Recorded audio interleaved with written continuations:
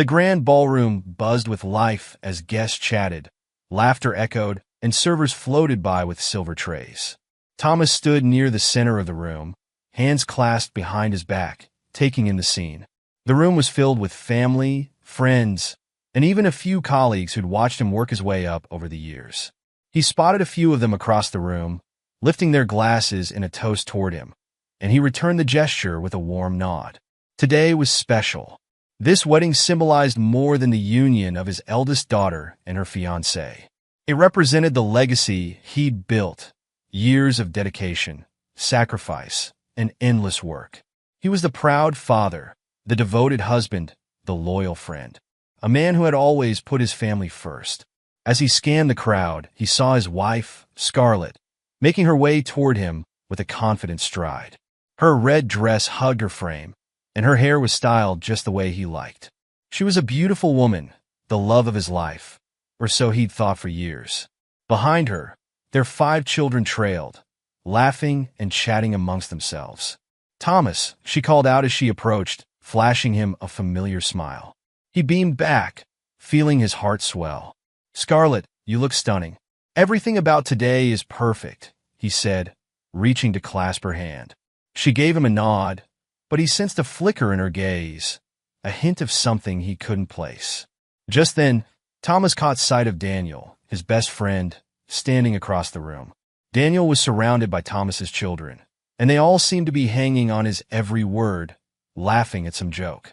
It was a scene he'd seen 100 times before. Daniel was practically family, someone who'd been there through thick and thin, even through the rough patches when Thomas and Scarlett had tried to have children. Thomas smiled. He and Daniel had been friends since college, their bond strong, built over decades. And now, watching his children with Daniel, he felt a surge of gratitude. But then he saw something strange. Scarlett walked over to Daniel, who looked up, smiling, as she approached. Thomas's smile faltered when she leaned in, pressing a kiss on Daniel's lips. It was brief, but it was unmistakably intimate, a gesture he hadn't seen between them before. Thomas blinked, his mind stumbling for an explanation. Surely, it was a mistake. Maybe he was seeing things.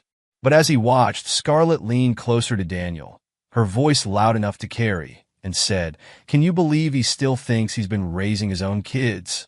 The words hit him like a punch, but he remained rooted, numb with shock, unable to fully process what he'd just heard.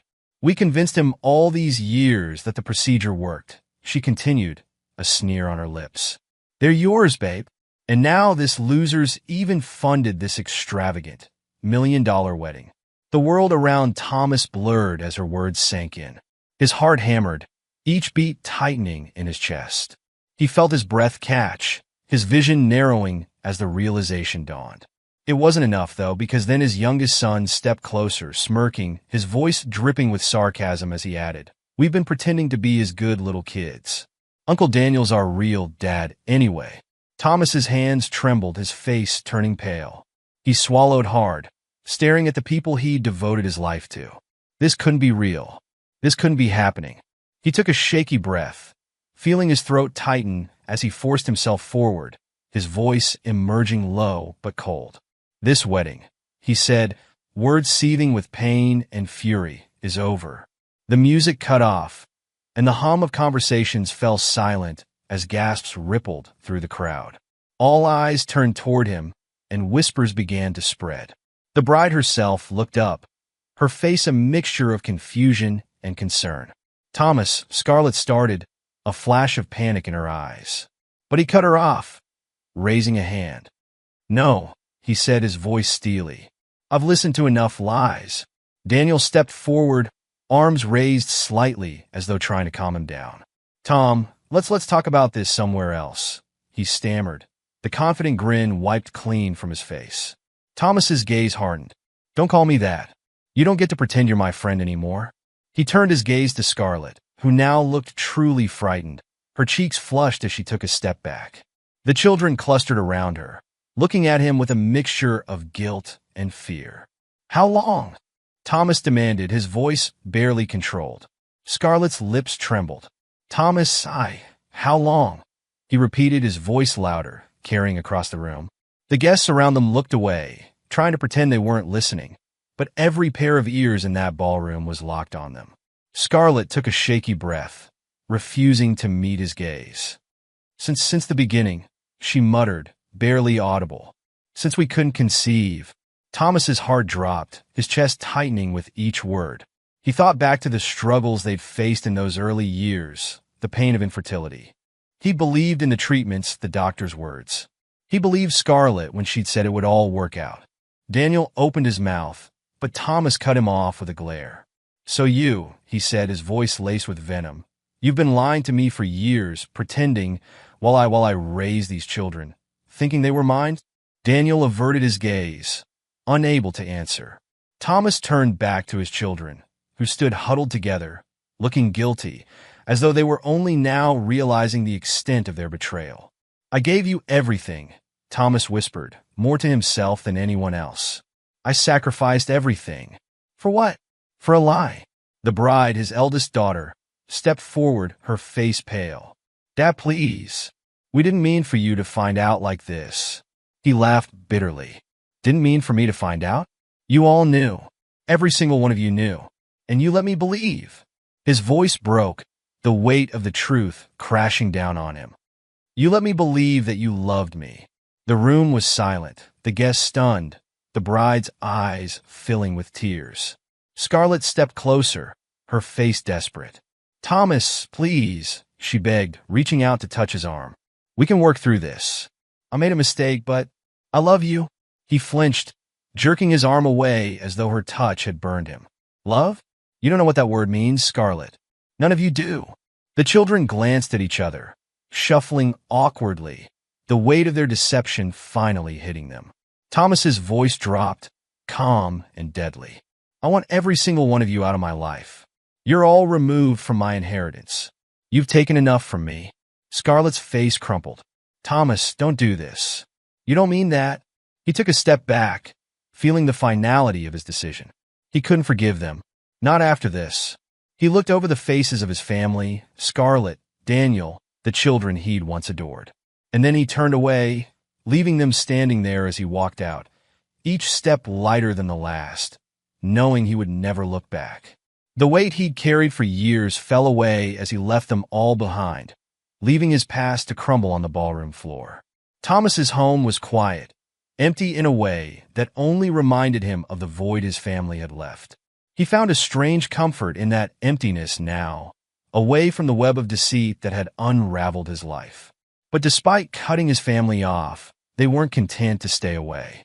Within days, the calls started, first from Scarlett, then from each of the children, and finally even Daniel. One day, as he returned home from work, he found Scarlett waiting by his doorstep. She stood in the shadows, her shoulders hunched, her face pale. Her once confident smile had faded into a look of desperation, and her eyes glistened with tears. Thomas, she whispered when she saw him, voice cracking. She stepped forward, hands trembling. Please, let's talk. I made a mistake. Thomas let out a harsh laugh. A mistake?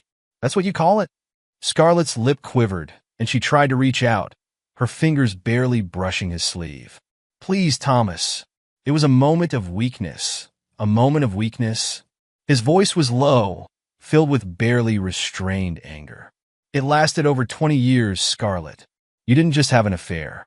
You built an entire life on lies. She broke down then, sobbing, hands covering her face. I'm sorry, Thomas.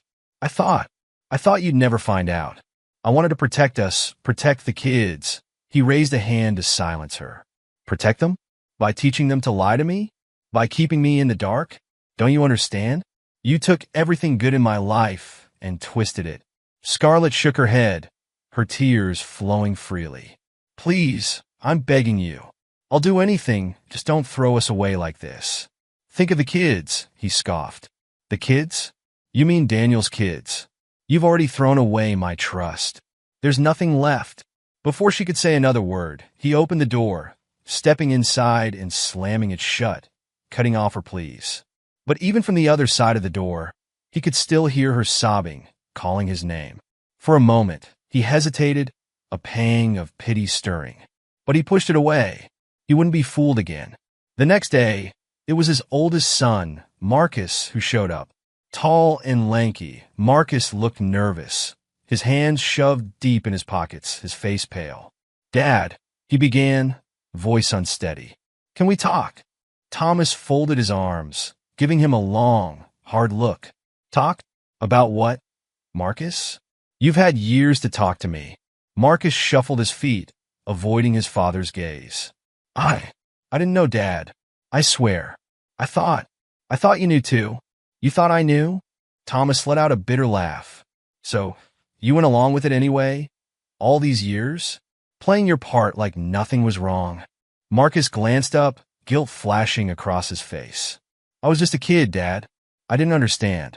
And later, I thought it was better if we just kept pretending. I didn't want to hurt you." Thomas felt a surge of anger rise. "Hurt me? You already did, Marcus. Every one of you did. Don't pretend you did it out of love. You did it because it was easier than facing the truth." "Please, Dad." Marcus took a shaky breath, reaching out a hand. "Don't cut us off. I still care about you." Thomas took a step back, shaking his head. "Caring means nothing if it's built on lies. I can't trust any of you." One by one, the others came. His second son, Caleb, who claimed he'd been following orders from his mother and didn't know any better.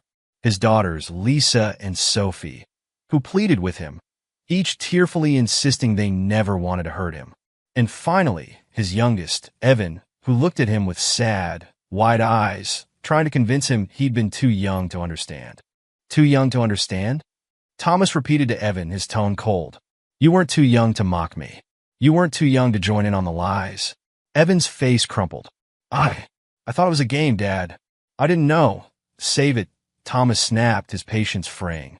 "You were old enough to know right from wrong. You all were." But Evan kept pleading, his voice desperate. "Please, Dad, don't do this to us. We still need you." Thomas's voice hardened. "Need me? You all laugh behind my back. Call me stupid. You don't need me. You just need what I can give you." Evan looked down, his face red, his hands balled into fists.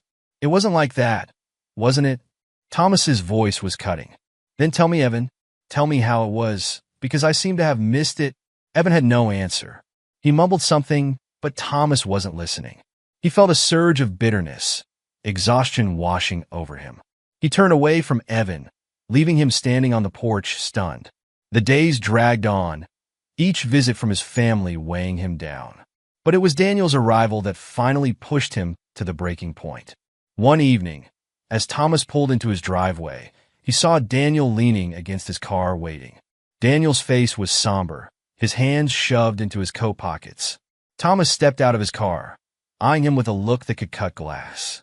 "You've got some nerve showing up here?" Daniel straightened, clearing his throat. "Tom, I know you hate me right now, but hear me out." "Hate you?"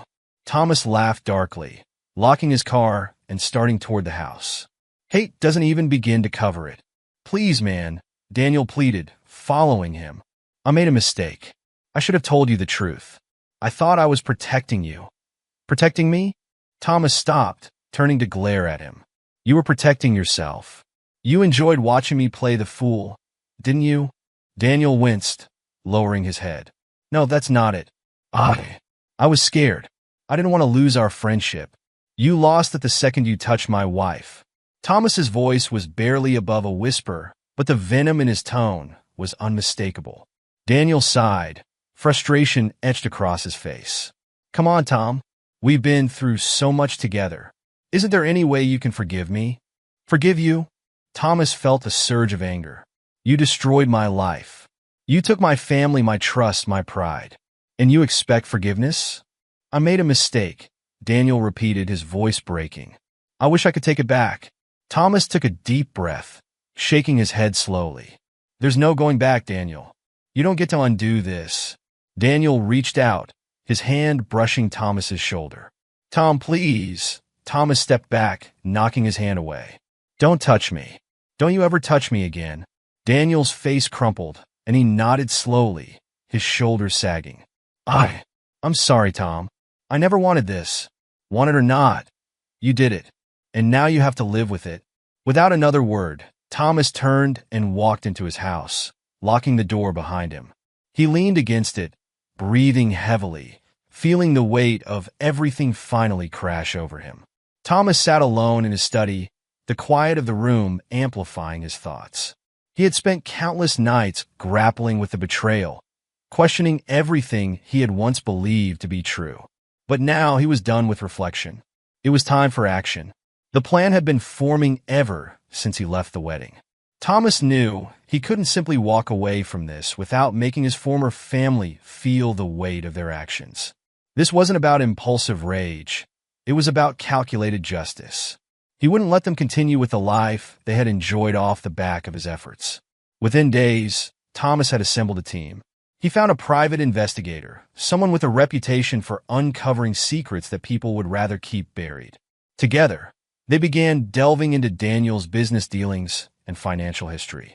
Thomas had always known Daniel to be an ambitious man, someone who liked to take risks. But now, those risks would work against him. Thomas, the investigator said, laying down a thick file one afternoon, you were right. Daniel's business is a house of cards. He's cut corners, dodged taxes, and made deals with people who aren't exactly upstanding citizens.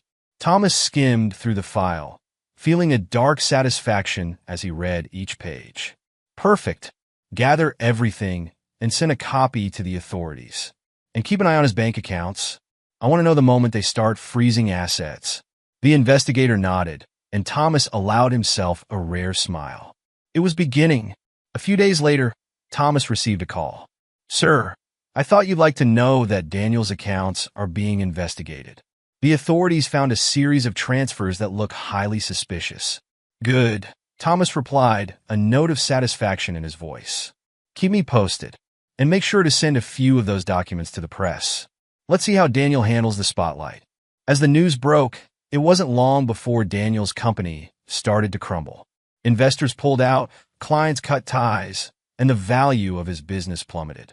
Thomas watched as Daniel struggled to keep his image intact, giving desperate interviews, attempting damage control that only made him look guiltier. Scarlett, meanwhile, was reeling from her own losses. Without Thomas's financial support, her lavish lifestyle quickly became unsustainable. Thomas had made sure to file for divorce, cutting her off from his assets. Now, she was forced to confront the life she'd built without him. She moved out of the sprawling home they'd shared, selling jewelry and clothes to afford even a modest apartment. Thomas knew she was desperate when she showed up at his door one evening. Her hair was disheveled, her makeup barely covering the exhaustion on her face. She wore a designer coat, but it looked out of place now, a relic from a life that no longer belonged to her. Thomas, please, she whispered, voice shaky. Can we talk? He looked at her, expression unreadable. There's nothing left to say, Scarlett. You made your choices. You'll have to live with them. But I didn't realize. She trailed off, wringing her hands. I thought I had everything under control. I thought we could make it work. Make it work? You built a life on lies, Scarlett. And now you want me to just ignore it all? Thomas shook his head, his tone cold. It's too late. She began to cry, her shoulders shaking. I was wrong, Thomas. I thought I could keep it all together. But I lost everything. You, the kids, they were never mine. Thomas interrupted, his voice harsh. Not in any way that matters. You robbed me of that, and you did it deliberately. Her face crumpled, and she wiped her eyes with shaking hands.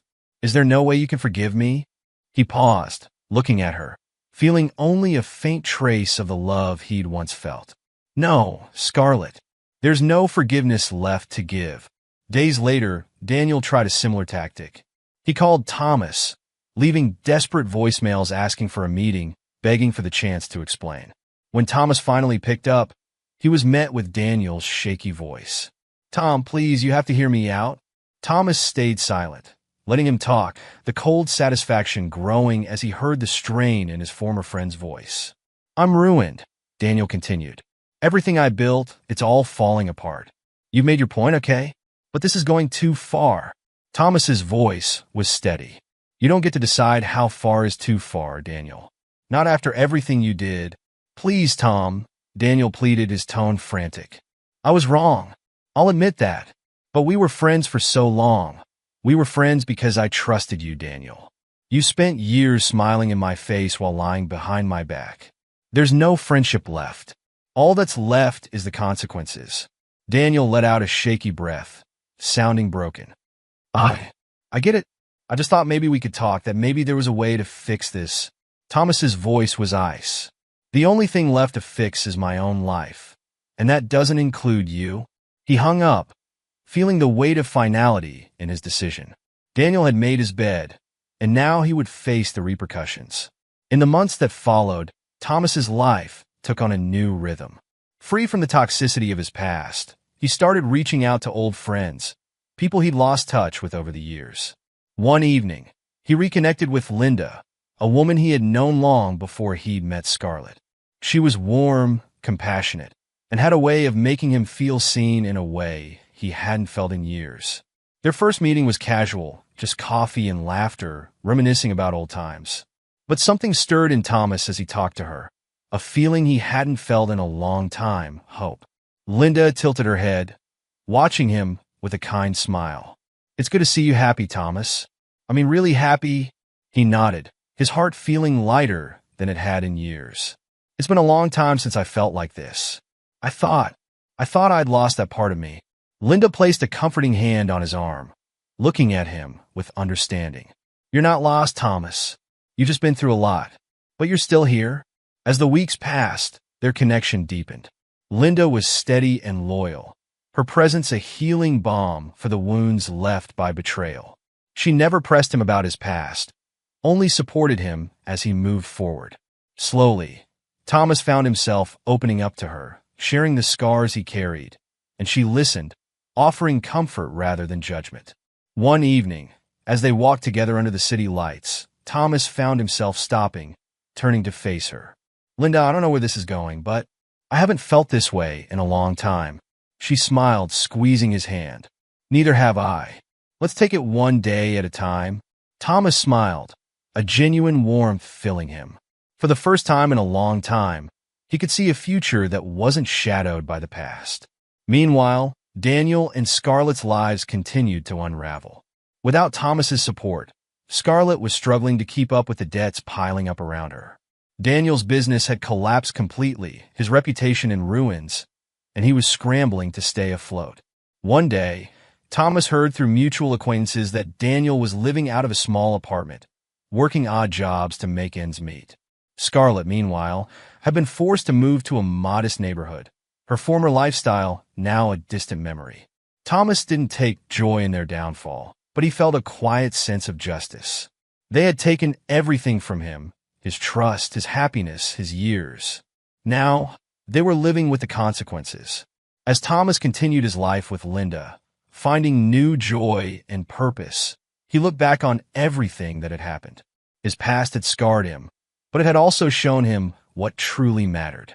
Now, he was free to live without the weight of deceit, with someone who valued him for who he was, not what he could give.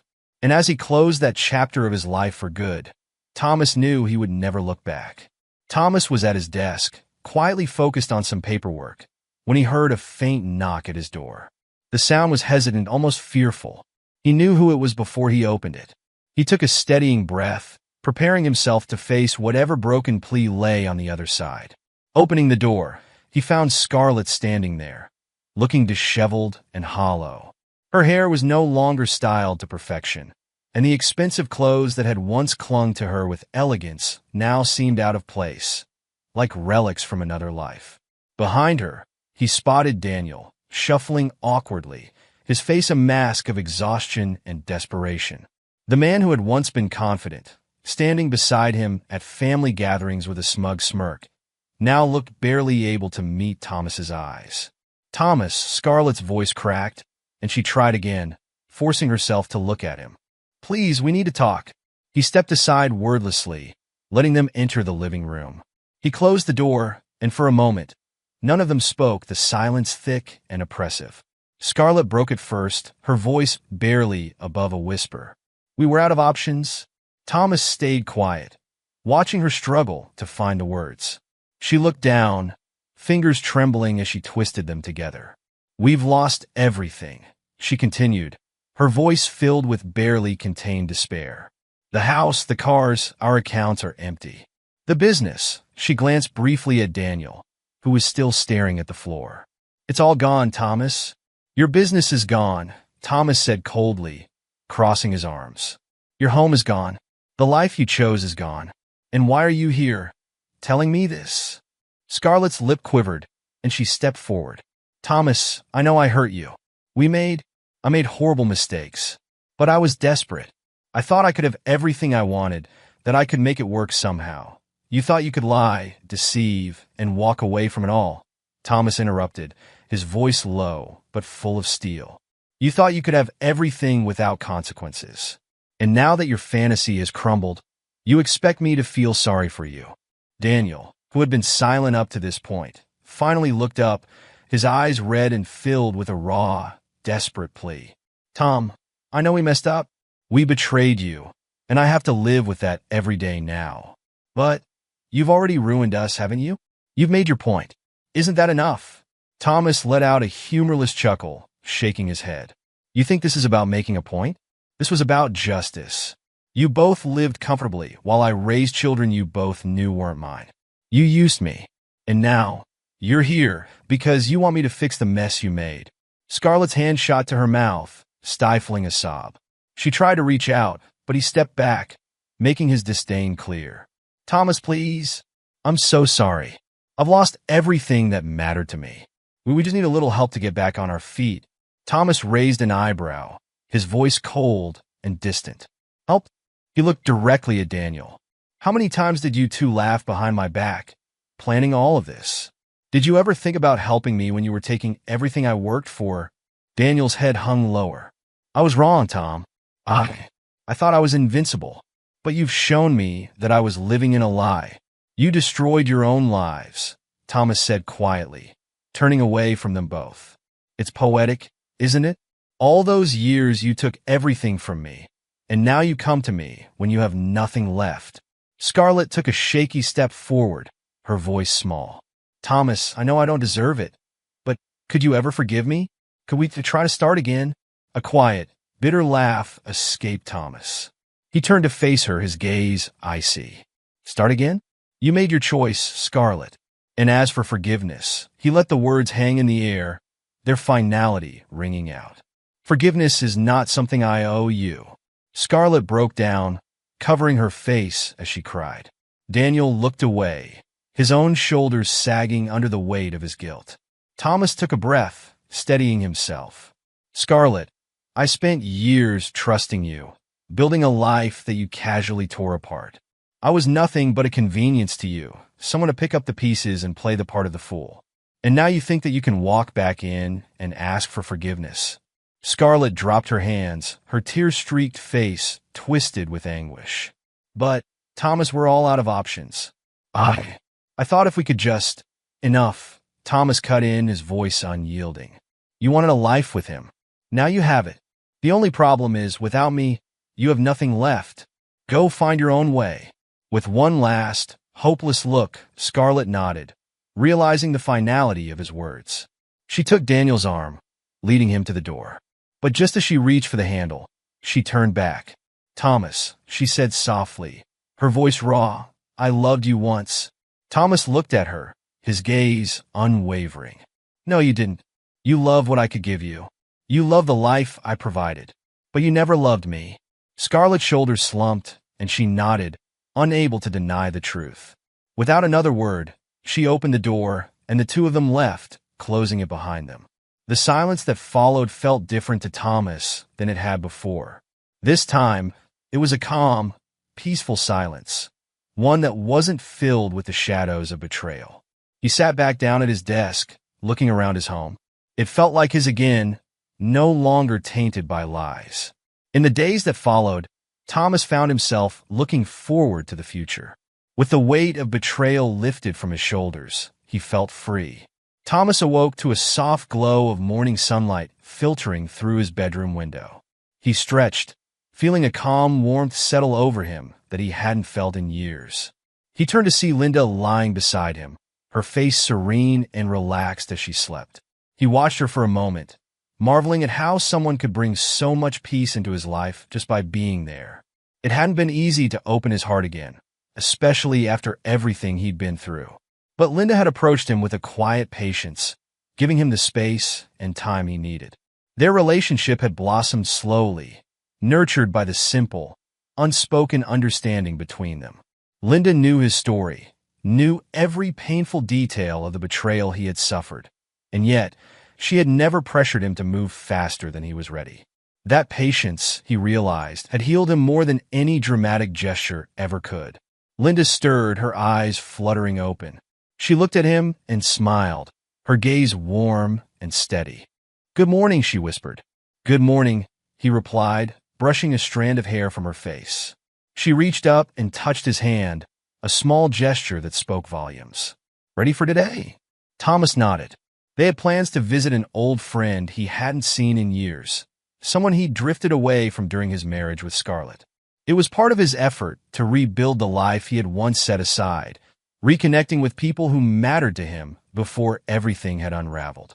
They spent the morning together, sharing breakfast and laughter. When they left the house, Linda took his hand as they walked through the city. He felt proud to have her by his side, a feeling he hadn't expected to feel again. As they walked, they passed by familiar spots, and memories rose unbidden, memories of years spent in quiet doubt and suspicion. But those memories felt distant now, like they belonged to another person entirely. When they reached his old friend, Liam's house, Thomas felt a wave of nervousness. They hadn't spoken since the fallout with Scarlett, and he didn't know what to expect. But Liam greeted him warmly, clapping him on the back and inviting them both inside. They caught up on the years that had passed, the conversation flowing freely. After a while, Linda excused herself, sensing they needed time alone. Liam watched her leave, then turned to Thomas with a knowing smile. "She's good for you, isn't she?" Liam asked. Thomas nodded, smiling. "She's more than I ever thought I'd have again. After everything that happened, I didn't think I could let someone in like this." Liam shook his head, his expression serious. "You deserve this, Thomas. What Scarlett did to you, that was unforgivable. But I'm glad you didn't let it close you off forever." They sat in comfortable silence for a moment before Thomas spoke, his tone reflective. "It was hard, Liam. Harder than I'll ever be able to put into words. There were days when I thought I'd never be able to trust again. But Linda, she never pushed. She just stayed, listened, and let me heal at my own pace." Liam looked thoughtful. "Funny how the right person can make such a difference, huh?" Thomas nodded, feeling the weight of those words. "Yeah, she taught me that I don't have to live in the shadow of my past. That there's life to be lived, and it's worth taking a chance on." They continued to talk, reminiscing about their younger days. And as the afternoon wore on, Thomas felt a deep sense of gratitude for this new chapter in his life. On the drive back, Linda reached over and held his hand. "Did you have a good time?" she asked, glancing at him. "I did. I'd almost forgotten what it felt like to just be with old friends, without feeling like I had to hide anything." She nodded, giving his hand a gentle squeeze. "You've come a long way, Thomas. I can see it in the way you carry yourself now. You're not haunted anymore." He looked at her, touched by her words. "That's because of you, Linda. You gave me a reason to believe again, to let go." They drove in comfortable silence, and as they pulled up to his house, Linda turned to him, a hint of mischief in her eyes. "So, what's next for the man who's just gotten his life back?" Thomas chuckled, a sense of excitement bubbling up inside him. "I think it's time to start building something new. I want to travel, explore. There's a whole world out there, and for too long, I was too blinded by the past to see it." Linda grinned. "Then let's do it. Let's plan something, somewhere far away from here." He laughed, the idea thrilling him. "I'd like that. I'd like that a lot." Over the next few months, Thomas threw himself into his work with a renewed vigor. And when he wasn't working, he spent his days with Linda, exploring new places, rediscovering old passions, and making up for the lost time. Meanwhile, he occasionally heard about Scarlett and Daniel through mutual acquaintances. He learned they were still struggling, unable to regain any of the status or comfort they once took for granted. Scarlett, he was told, was working a modest job to make ends meet, and Daniel's reputation was beyond repair. Every so often, Thomas would catch himself wondering how they were handling their downfall, whether they had truly grasped the depth of their betrayal. But those thoughts no longer weighed on him. They were passing, fleeting curiosities that drifted in and out of his mind without leaving a trace. One evening, as he sat with Linda on a balcony overlooking the city, a gentle breeze ruffling their hair, he turned to her with a sense of contentment he had almost forgotten was possible. "You know," he said softly, "there was a time when I thought this kind of peace was beyond me, that I'd never feel whole again." She looked at him, her eyes filled with understanding. "And now, I feel free." He paused, his gaze drifting over the city lights. "I let go of that bitterness, that anger. I don't need it anymore. I have you. I have friends who care about me. And for the first time in a long time, I'm looking forward instead of backward." Linda leaned her head against his shoulder. "You're not just free, Thomas. You're stronger and happier." They stayed like that for a while, content in the quiet companionship they had built, both knowing that the future held endless possibilities. As the days turned into weeks, Thomas felt a growing sense of purpose. He was finally ready to live his life without the weight of betrayal on his shoulders. He and Linda began planning a trip, a long journey across Europe, something he had always wanted to do but had never dared to dream of while he was stuck in the life he had once lived with Scarlett. When they finally set off, Thomas found himself marveling at the beauty of each new city, each new experience. They explored bustling markets, walked along serene coastlines, and shared quiet moments in foreign cafes, savoring the simplicity of just being together. And as he stood with Linda, overlooking a sweeping vista in a small Italian village, he realized that this was the life he had fought for, the life he had reclaimed. The past was behind him, a distant memory, and what lay ahead was a future he could shape on his own terms, with someone who saw him for who he truly was. For the first time in years, Thomas felt truly alive.